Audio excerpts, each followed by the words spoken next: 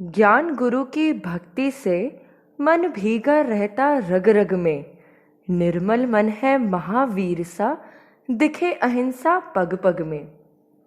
ऐसे संत शिरोमणि आचार्य गुरुवर श्री विद्यासागर जी महामुनिराज के पावन चरणों में शत शत नमन। विद्या गुरु के ऐसे ही रोचक संस्मरण सुनने के लिए हमारे चैनल को लाइक और सब्सक्राइब करना ना भूलें। आइए आज हम चलते हैं सिद्ध क्षेत्र नैनागिर जी, जिसका वर्णन श्री निर्वाण कांड में इस प्रकार से है। समव शरण श्री पार्श्व जिनंद, रेसिंदे गिरि नयनानंद, वरदत्तादि पंच ऋषिराज, तैवन दोनित धर्म जिहाज।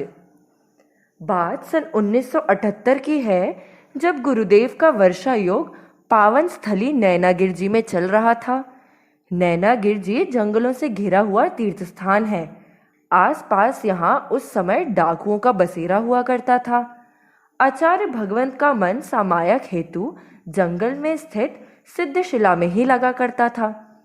एक बार की बात है, जब आचार्य भगवंत जंगल में स्थित सिद्धशिला पर समायक हेतु ध्यान लगाकर बैठे हुए थे, तभी केरवना ग्राम निवासी श्री राव खेत सिंह जी नैनागिर के जंगल में शिकार खेलते हुए एक हिरण के पीछे पीछे घात लगाते चले आ रहे थे।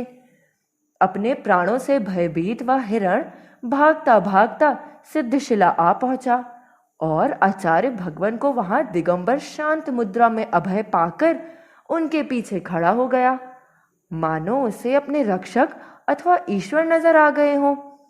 श्री रावजू, जो कि बंदूक पर हाथ रखे शिकार के पीछे चले आ रहे थे, अपने सामने ध्यानस्थ आचार्य भगवान की प्रशांत छवि को देखकर एक पल को वह ठहर से गए। अहिंसा के मसीहा का आभा मंडल तले उनकी हिंसा का भाव कब पलायत हो गया, उन्हें पता ही नहीं चला। उनके हाथों से बंदूक अपने आप ही छूट गई और वे गुरु चरणों में नतमस्तक होकर वहीं बैठ गए। आचार्य भगवंत को देखते ही मानो उनके मन में दया का भाव उत्पन्न हो गया हो और उन्होंने स्वप्रेरणा गुरु से बोले, महाराज, आज से मैं कभी भी शिकार नहीं खेलूंगा। और वे इसे दोहराते रहे। जैसे ही कुछ समय पश्चात आचार्य भगवंत ने ध्यान से निवृत्त होकर अपनी आंखें खोली, तो उन्होंने गुरुवर से चरण स्पर्श किया और पुनः अपने शिकार ना करने की प्रतिज्ञा दोहराई। आचार्य गुरुवर ने मुस्कुराते हुए उन्हें आशीर्वाद प्रदान किया। बिना कहे ही ध्यानस्थ मुद्रा से एक भव्य जीव के अहिंसा का मार्ग का प्रशस्त हुआ और अभय का वरदान हिरण को प्राप्त हुआ। यह आचार्य भगवान की साधना का ही तो अतिशय है कि उनके आभा मंडल से निकलने वाली अहिंसा की तेजमय किरणें हिंसक जीवों में भी शांति और अभय का सृजन कर देती हैं।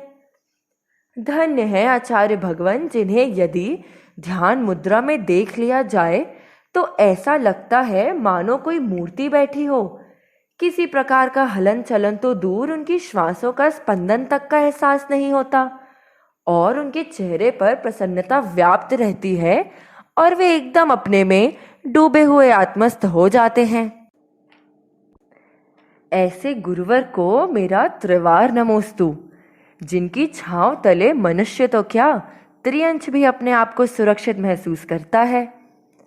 अगर आपको यह संस्मरण पसंद आया हो तो हमारे चैनल को अपने परिजनों एवं मित्रों के साथ शेयर करना ना भूलें, ताकि वे विद्या गुरु के संस्मरण से वंचित ना रह पाएं।